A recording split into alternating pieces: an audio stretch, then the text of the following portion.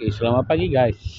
Okay, hari ni saya punya tim, satu tim lagi buat permit ini jalan. Kita panggil kontraktor buat permit jalan.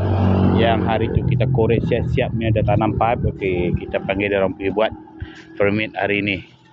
Patutnya semalam nak buat tapi kuari tutup. So, orang hari ni lah permit hari ni punya.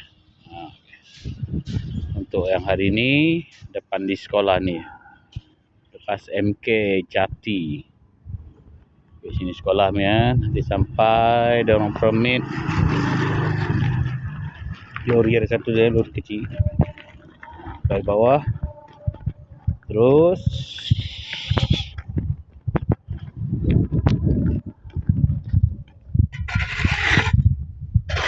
ni sampai sini, dia orang sampai 50,000 dekat simpangan sana side. Dia orang permit hari ni.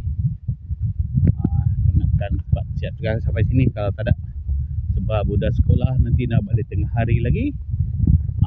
Petang lagi ada sesi petang juga sekolah ni. Okey, sampai sana.